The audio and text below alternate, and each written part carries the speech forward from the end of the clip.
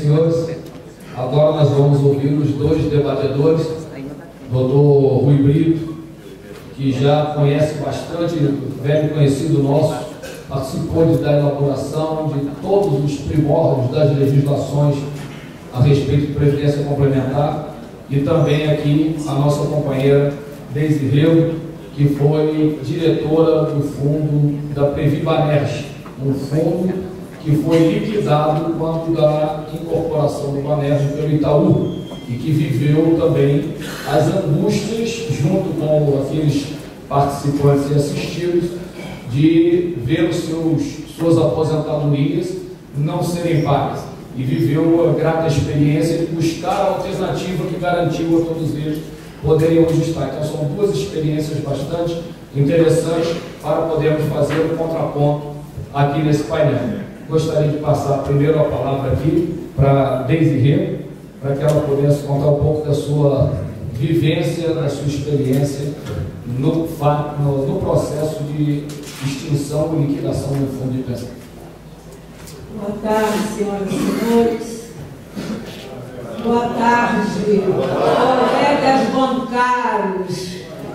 Eu fui 30 anos funcionária do Banerj, 30 anos e 3 meses, né? Funcionária do Banerj, e o Banerj recebeu muita contribuição do Banco do Brasil, né? Nós tivemos lá uma fase de administração muito boa, tivemos um diretor de recursos humanos, funcionário do Banco do Brasil, e ao chegar ao Banerj estranhou o fato de os funcionários não terem um fundo de pensão, nem uma caixa de assistência. Nós não tínhamos praticamente aposentados naquela época, na década de 60. Dois aposentados por idade eram bancados por um banco comercial, que era o Banerj. Era uma coisa incrível, o Banerj se fazendo de caixa de previdência, né? E foi graças ao Dr. Júlio Marques Luz, da antiga SUMOC, que nós passamos a ter, em fevereiro de 1970, um fundo de pensão. E em 72, uma caixa de assistência a Caberge. Tínhamos somente um serviço médico interno e o IAPB, né, que nos atendia, mas não tínhamos uma caixa de assistência própria. Então, o Banco do Brasil foi um grande exemplo para nós em termos de conquistas sociais. E isso, até hoje, nós somos muito gratos a todos os colegas do Banco do Brasil que tanto colaboraram para que nós tivéssemos realmente essa situação melhor em saúde e previdência. Mas a história da liquidação da Previbanerj, que aconteceu em 97, e da venda do Banerj do Itaú, ela tem que ser olhada com uma ótica um pouco diferente dessa questão da retirada do patrocinador, viu, Amaral? Porque o Banco do Brasil, ele tem um patrocinador forte, que é o Banco do Brasil, que dá todo um respaldo à sua caixa de previdência.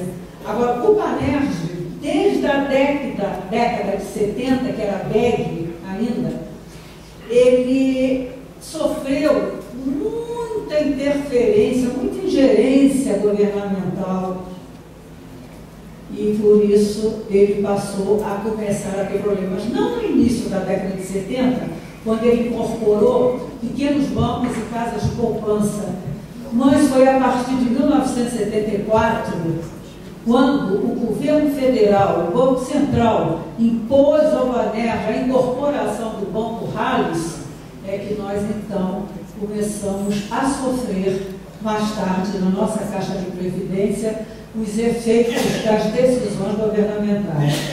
Então, foi bom para o Banerj assumir o Rallis? Foi porque o Banerj, que começou como um banco municipal, na época da prefeitura, se transformou num banco do Estado, quando o Distrito Federal veio aqui para Brasília, e foi criado o Estado na Guanabara, ele passou a ser BEG, e depois ele, após o Rallis, 74, a incorporação do Rallis, nós tivemos, em 77, a fusão das caixas de presidência, da Previ Banerjee e Sobesper, né, por força da fusão dos estados, né, o estado da Guanabara com o estado do Rio de Janeiro. Foi um outro grande problema. Foi uma decisão de governo, uma decisão política que afetou a nossa Caixa de Previdência. De 74, afetou pela seguinte forma. Todos os funcionários do RALES, que eram excelentes funcionários, tinham uma cultura do empregador deles, né? Aqueles que tinham menos de 35 anos, entraram automaticamente no fundo de pensão, sem qualquer contribuição, sem qualquer custeio. Então, eram funcionários que já traziam 10, 15 anos de um banco privado e que, de repente, trouxe todo esse tempo para ser considerado num tempo de para-aposentadoria. Aí nós não podíamos ficar de braços cruzados. Já nesta época, eu estava como presidente de uma associação representativa de funcionários do Banerjee. Então, reunimos todas as entidades internas nossas de defesa, né, dos interesses dos banerjianos e partimos para uma efetiva ação, porque fomos surpreendidos no dia 2 de janeiro de 97 com a liquidação extrajudicial da nossa Previ Banerjee. E antes disso, 31 de dezembro de 96, com a liquidação do Banerjee. Entrou em regime de liquidação extrajudicial. Bozano Simon se divide o Banerjee em duas partes. A parte boa, onde ficavam os ativos e outros atrativos, né, que foram a leilão, e a parte chamada podre, onde ficaram todos os passivos trabalhistas, fiscais e outras questões de responsabilidade do Banco Banerjee. É publicado o edital do primeiro leilão, e nesse edital nada se falava sobre o Previ Banerjee. Nós ficamos em estado de agonia. Nós estamos sem chão. Vai ser leiloado o Banerjee, vai ser privatizado o Banerjee, e a nossa situação previdenciária sequer foi resolvida. Então, reunimos todos os nossos esforços, tivemos uma participação aí magnífica de um jurista amigo nosso, Marcelo Cerqueira, que ingressou com mandados de segurança e conseguimos sustar aquele leilão que ia nos jogar no buraco. E a partir daí reunimos todas as entidades e começamos uma grande negociação com o governo do Estado para encontrar uma solução para os participantes e assistidos da Previ Banerjee. Era a intenção, nós éramos atendidos pelo filho do governador, que vocês devem conhecer, Marco Aurélio Alencar. E a intenção desse, que era secretário de Planejamento do Estado, né? A intenção dele era pegar o valor remanescente da reserva técnica da Previ e dividir entre os assistidos. E se sobrasse alguma coisa, guardasse para pagar aqueles que ainda iriam se aposentar um dia. Isso foi uma situação terrível. Então, nós tivemos N negociações no Palácio Guanabara e, ao final, nós conseguimos, junto à Alerj, que o Estado assumisse todas as responsabilidades previdenciárias, todos os encargos da Previ Banerjee, e que também o Estado fizesse um empréstimo, solicitasse um empréstimo ao governo federal para cobrir todo aquele déficit técnico gerado por incorporações. E assim foi feito. O governo do Estado encaminhou a solicitação ao governo federal e o Senado, então, autorizou a instalação de 2 reservas monetárias para o Banerj, para a Previ Banerj. Uma chamada conta se transformou em conta A para atender ao pagamento de todos os assistidos e para atender também àqueles que um dia iriam se aposentar. Foi feito um estudo atuarial englobando todo o universo existente à época, né? E também foi disponibilizado um valor que constituiu a conta B para garantir o pagamento de todas as ações trabalhistas, cíveis e problemas da área fiscal do Banerj. E assim, graças à nossa garra, à nossa luta, à nossa forte mobilização e organização e vontade de vencer, nós conseguimos, gente, salvar 8.300 benefícios para o nosso povo banerjiano.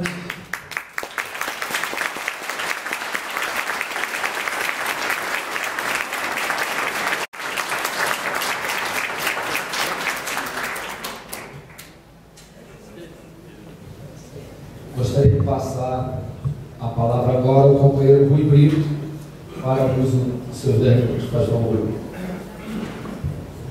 Companheiro moderador, ilustre representante da Secretaria de Previdência Complementar, minha companheira debatedora, meus colegas, minhas colegas, funcionários e ex-funcionários do Banco do Brasil e associados da Previdência.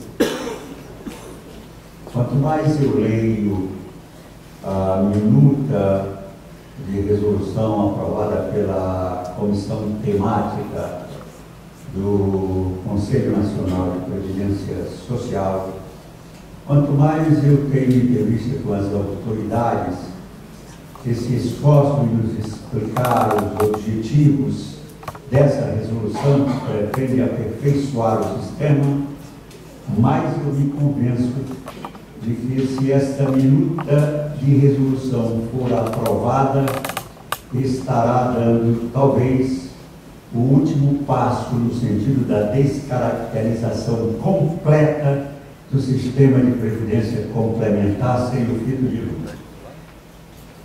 Eu devo assinalar de início a admiração que eu tenho pelos componentes da Secretaria de Previdência Complementar, que, faça-se justiça, pela primeira vez desde os primórdios da estatização do sistema de previdência complementar, nos proporcionou a oportunidade de um debate, uma discussão honesta em torno do assunto.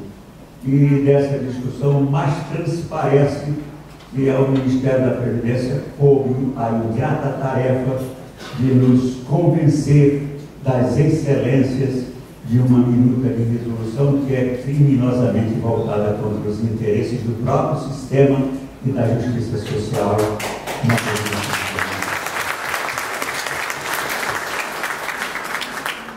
Veja-se, desde o princípio, quando as autoridades do Ministério nos explicam que esta minuta resultou de uma consulta feita aos membros da comissão temática para que elegessem uma prioridade para o aperfeiçoamento do sistema. Observe-se que se fala no aperfeiçoamento da legislação. E, por paradoxal que pareça, foi eleita como prioridade número 1 a retirada do patrocinador com o objetivo de fortalecer o sistema, de dar-lhe estabilidade e assegurar aos participantes e assistidos a garantia de que o pacto que assinaram com o patrocinador será honrado. E nos querem convencer de que essa estabilidade virá com a liberdade total concedida ao patrocinador de se retirarem motivadamente, rompendo um contrato de adesão, que na melhor doutrina e na tradição do direito brasileiro constitui o ato jurídico perfeito. Apresenta-se como justificativa um parecer da Advocacia Geral da União, que é contraditório e incompleto e omisso na apreciação das teses fundamentais que balizam a aprovação dessa minuta. Ali se afirma, por exemplo, no parecer da Advocacia Geral da União, que o patrocinador pode se retirar, mas a sua retirada não deve implicar na violação do direito adquirido do ato jurídico perfeito. Mas, em seguida, ao concluir o parecer da Advocacia Geral da União, considera como respeito ao direito adquirido a violação do direito adquirido do assistido, por exemplo, que está num plano de benefício definido e recebe como proposta de opção a prerrogativa de optar, no máximo, por um plano de contribuição definida ou ir para um plano aberto, administrado por bancos e seguradoras, muito mais um plano de poupança do que um plano de previdência complementar. Ora, e isto aconteceu a partir do ano de 1997, com a celebração de um contrato entre o Banco do Brasil e a Previ, pelo qual o Banco do Brasil transferiu para a Previ uma dívida de 10 bilhões e 900 milhões de reais, com as contribuições pessoais e patronais dos funcionários admitidos no banco antes de 1967, com um abatimento inicial de 5 bilhões e 75 milhões de reais, e com uma cláusula, a cláusula 7ª, que dava ao banco o direito de se apropriar de 2/3 do futuro superávit da Previ a título de amortização antecipada dessa dívida. E ela que foi pactuada para ser amortizada em 32 anos, em menos de 5 anos o banco já tinha liquidado essa dívida e hoje é credor da Previ. E se afirmava, e tem se insistido em afirmar, e ouvimos isso ainda hoje, de que o dinheiro não sai da Previ, o dinheiro fica lá. O dinheiro não sai, mas entra uma dívida. E dessa dívida da Previ, o banco é credor que pode retirar a qualquer momento, né? Então, isto significa que está se fortalecendo o sistema? Não se está fortalecendo o sistema. Eu fiz há pouco tempo um levantamento de quanto o Banco do Brasil já se apropriou das reservas da Previ a partir de 1997. Eu constatei, assombrado, que, sem considerar a totalidade das transferências feitas em favor do Banco do Brasil, considerando apenas aquilo que foi possível identificar como transferência, a Previ transferiu para o Banco do Brasil 56 bilhões de reais em valores atualizados a partir de 1997 até o exercício de 2011. E o patrimônio líquido do Banco do Brasil, apurado no exercício de 2011, é de 52 bilhões e alguns bilhões de reais, ou seja, é menos do que aquilo que o banco já se apropriou da Previ. Isso significa o quê? Que o Banco do Brasil precisaria se tornar mais eficiente na sua administração. Isso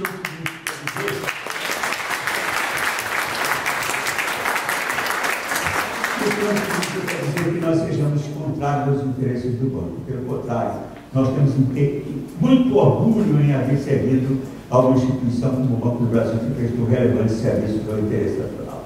Mas nós não podemos concordar que essa instituição seja utilizada politicamente e nós paguemos o preço dessa utilização política. Nós também não podemos concordar que se passe aprovar uma resolução pela qual nos quitem direitos e nós não estamos pensando que o Banco do Brasil vai ser utilizado dessa resolução para a retirada do patrocínio. Não, mas nós não podemos concordar. Se der ao patrocinador uma arma que lhe permita se retirar a partir do momento em que ele quiser, sem nos dar nenhuma satisfação, porque isso seria dar uma arma ao nosso inimigo para atirar contra nós no momento em que ele quisesse, se afirmasse, olha, pode dar a arma para ele que ele não vai atirar em você. Isso seria um absurdo se nós concordássemos com uma situação dessa natureza, como é absurdo aceitar a singular noção de que com essa resolução se pretende aprimorar e aperfeiçoar o sistema. É falso.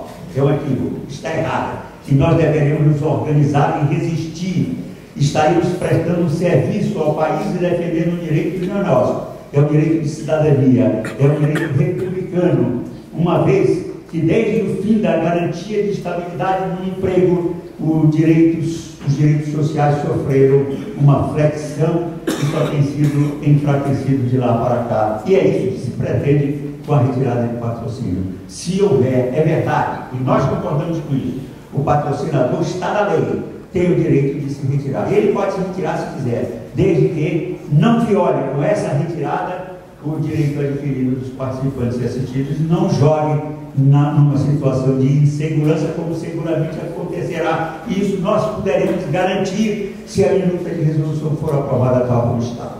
É isso aí, minha gente.